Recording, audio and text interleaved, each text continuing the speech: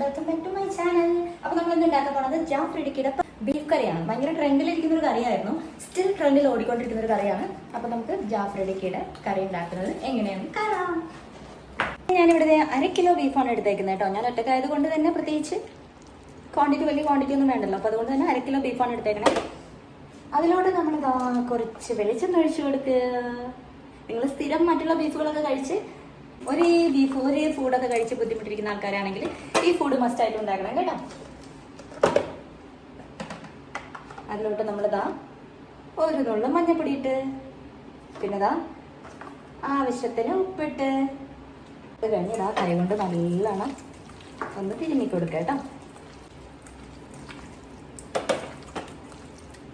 അവിടെ ഇരിക്കട്ടെ. ആക്ച്വലി നല്ലൊരു ഐറ്റമാണ് കേട്ടോ. ഇതിനകത്ത് നമുക്ക് വേണ്ട സാധനങ്ങളൊക്കെ നമുക്ക് എടുത്തിട്ട് ഇതുപോലെ പ്രസ് ചെയ്തെടുക്കാവുന്നതാണ്. ഇത് ഞാൻ വാങ്ങിയത് എടപ്പള്ളി ക്ലീനേഴ്സിൽ നിന്നാണ് കേട്ടോ. നിങ്ങൾക്ക് ആവശ്യക്കാരുണ്ടെങ്കിൽ ഇത്തരം കിച്ചൺ പ്രോഡക്റ്റുകളൊക്കെ അതൊന്ന് കിട്ടും കേട്ടോ. അവിടെ പറഞ്ഞ് പോരടിപ്പിക്കുന്നില്ല. ചട്ടി ഇതെവിടെ ചൂടായിട്ടുണ്ട്. ഉണക്കമുളക് ഇട്ട് കൊടുക്കുക. ഒരു 3-4 വല്ലി ഉണക്കമുളക് ഇട്ട് കൊടുക്കുക. ഒരു ഏകദേശം അത്രയും മല്ലി, ബാക്കി ഇത്രയും ഉണ്ട് കേട്ടോ. മല്ലി ഇട്ട് കൊടുക്കുക. കിഷ് കിഷ് കിഷ് കിഷ് ഇളക്കി കൊടുക്കുക. ഒന്ന് ചൂടാവുന്ന വരെ ഒന്ന് ഇളക്കി കൊടുക്കുക. അപ്പോൾ തീ കുറച്ച് വെക്കുക. നമുക്കിതാ ഇത്തരം ഒരു മസാലകളും ഇതിന് ആവശ്യമില്ല കേട്ടോ. കേട്ടോ, നിങ്ങൾ തീർച്ചയായിട്ടും ഇത് ട്രൈ ചെയ്യണം. ഇത് സ്കിപ്പ് ചെയ്യാതെ എല്ലാവരും കാണണം കേട്ടോ. സ്കിപ്പ് ചെയ്യാതെ കണ്ടു കഴിഞ്ഞാലാണ് നിങ്ങൾക്ക് ഈ അടിപൊളി കറി വീട്ടിലുണ്ടാക്കാൻ പറ്റുള്ളൂ കേട്ടോ. കറിയതിന് ശേഷം ചെറിയ ചൂടുണ്ട്, ചൂടാറിയതിന് ശേഷം നമ്മളൊന്ന് മിക്സിയിലിട്ടിട്ട് അടിക്കുകയാണ് കേട്ടോ. അപ്പൊ കറണ്ട് ഇല്ല, മുഞ്ചി കറണ്ട് വന്നില്ലത്, സോറി ഗൈസ്. അപ്പൊ ഇൻവെർട്ടറിലാണ് വർക്ക് ചെയ്യുന്നത്. അപ്പൊ നമുക്കിനി ഒരു നിവൃത്തിയില്ല, കറണ്ട് വരാതെ ഇനി ഉണ്ടാക്കാൻ പറ്റില്ല. Hey guys, this is my second. പോയിട്ട് നമ്മുടെ ഫ്രിഡ്ജിൽ നേരെ കൊണ്ടിട്ട് കുഴച്ച് വെച്ച ബീഫ് എല്ലാം കൂടെ ഫ്രിഡ്ജിൽ കയറ്റി കറണ്ട് വന്നു കേട്ടോ. അതിൽ തന്നെ കുറച്ച് വെള്ളം ചേർക്കുക, വീണ്ടും അടിക്കുക. അപ്പം നല്ലപോലെ അരഞ്ഞു കിട്ടിയിട്ടുണ്ട് കേട്ടോ. വെണ്ണ പോലെ ഇതുപോലെ അരഞ്ഞു കിട്ടണം. അതിനുശേഷം അതിലൊരു ഇച്ചിരി വെള്ളം വിട്ട് ചുറ്റിച്ചിട്ട് അത് അതിലോട്ട് ഒഴിച്ച് നല്ല രൂപത്തിൽ കൈകൊണ്ട് കുഴച്ച് തേച്ച് പിടിപ്പിച്ച് അവിടെ വെക്കാം. കുക്കർ അടുപ്പത്ത് വെച്ചിട്ടുണ്ട്.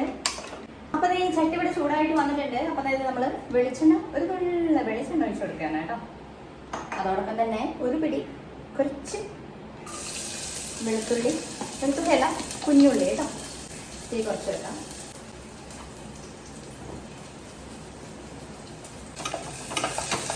ഇനി അങ്ങനെ വഴന്ന് വരുമ്പോൾ നമുക്ക് 2 മുളക് നടുവേ ചെയ്ത് കൊടുത്തത്, ginger paste 1 spoon ginger paste കേട്ടോ. ജിഞ്ചർ പേസ്റ്റ് ഞാനിവിടെ ജിഞ്ചർ തന്നെ അടിച്ചു വെച്ചേക്കുന്നതാണ്. പുള്ളി ഇടുന്നില്ല, പക്ഷെ എൻ്റെ ഒരു മനസ്സമാധാനത്തിന് ഞാൻ ചെറിയൊരു ഗാർലിക്ക് ഇടുന്നുണ്ട് കേട്ടോ. ശരിക്കും ജിഞ്ചറും ഗാർലിക്കും ഇല്ലെങ്കിൽ എനിക്കൊരു സമാധാനമാവില്ല, പക്ഷെ നിങ്ങളത് ആഡ് ഓൺ ചെയ്യണമെന്നില്ല.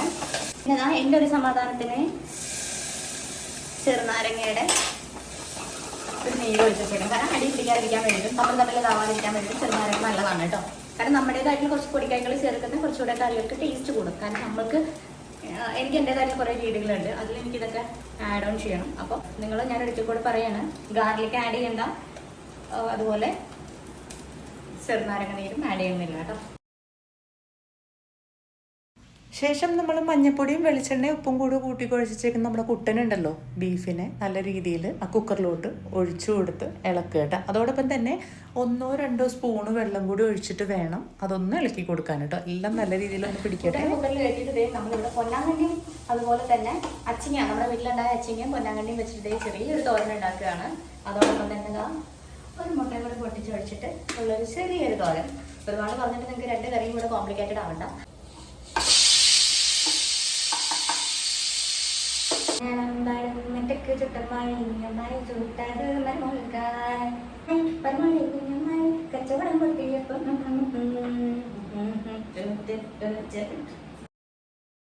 ഗൈസ്, അതാ വരുന്ന കുട്ടൻ്റെ മണം. അങ്ങനെ നമ്മുടെ കുട്ടൻ ഏതാണ്ട് ഒരു പരുവായിട്ടോ. ശേഷം നമ്മളൊരു പാൻ എടുക്കുക, പാൻ ഒന്ന് കത്തിക്കുക. അതിനുശേഷം വെളിച്ചെണ്ണ ഒഴിച്ചു കൊടുക്കുക. ആവശ്യത്തിന് വെളിച്ചെണ്ണ ഒഴിച്ചു കൊടുക്കുക. 1 നുള്ളിൽ വിട്ട് കൊടുക്കുക. 2-3 അല്ലി കുഞ്ഞുള്ളി ഇട്ട് കൊടുക്കുക. കുഞ്ഞുള്ളി നല്ല രീതിയിൽ വഴറ്റിയതിന് ശേഷം തുറന്ന് വെച്ച് ബീഫൊന്ന് തുറക്കുക എൻ്റെ പൊന്നെ. അതിനുശേഷം ഇതിലോട്ടൊന്ന് പാർന്ന് കൊടുക്കുക. ഒരു 3-4-5 മിനിറ്റ് അടച്ച് വെക്കുക. നിങ്ങൾക്ക് എത്ര മിനിറ്റ് അരമണിക്കൂർ കഴിഞ്ഞ് എടുത്താലും അതിന് ടേസ്റ്റാണ് കേട്ടോ. ഞാനത് അടച്ച് വെച്ച് നല്ല രീതിയിൽ വേവിച്ചു വീണ്ടും. എന്നിട്ട് തുറക്കുമ്പോൾ എൻ്റെ ഒരു സ്മെല്ല്, എൻ്റെ പൊന്നേ, അടിപൊളി ടേസ്റ്റാണ് കേട്ടോ. തീർച്ചയായിട്ടും നിങ്ങളിത് പരീക്ഷിക്കണം കേട്ടോ, മറക്കരുതേ. മസാലയ്ക്ക് പിടിച്ചിറങ്ങിയിട്ടുണ്ടല്ലോ, ഓസം ടേസ്റ്റാണ്. നിങ്ങൾ ഒരു സമയമെങ്കിലും ഒരു തവണയെങ്കിലും നിങ്ങൾ ഈ കറി ഉണ്ടാക്കി നോക്കണം, കഴിക്കണം, അടിപൊളിയാണ്.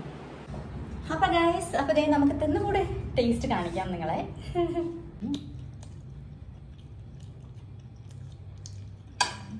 ഇടി ചോറുണ്ട് കഴിഞ്ഞാൽ വേറെ ഒന്നും വേണ്ടെന്ന് ഞാൻ പറയുന്നില്ല. എനിക്ക് പാവക്കാതോരം വേണം, എൻ്റെ മറ്റു കൂട്ടുകറികൾ വേണം. സോ സൂപ്പറാണ് കേട്ടോ. ജീവിതത്തിൽ നിങ്ങൾ ബീഫ് കറി ഉണ്ടാക്കുകയാണെങ്കിൽ ഇതുപോലൊരു ബീഫ് കറി തീർച്ചയായിട്ടും ഉണ്ടാക്കണം. Anyway, thank you so much Jafar Idukki, ഈ ഒരു റെസിപ്പി ജനങ്ങളിലോട്ട് എത്തിച്ചതിന്, എനിക്കത് കഴിക്കാൻ ഇടയായതിന് എല്ലാവരോടും thank you so much. Anyway, നിങ്ങൾ ആദ്യമായിട്ടാണ് എൻ്റെ ചാനൽ കാണുന്നതെന്ന് വെച്ച് കഴിഞ്ഞാൽ ഒന്ന് സബ്സ്ക്രൈബ് ചെയ്യുക, ബെൽ ഐക്കൺ അമർത്തുക. അപ്പോൾ മറ്റൊരു വീഡിയോ കാണും വരെ വണക്കം.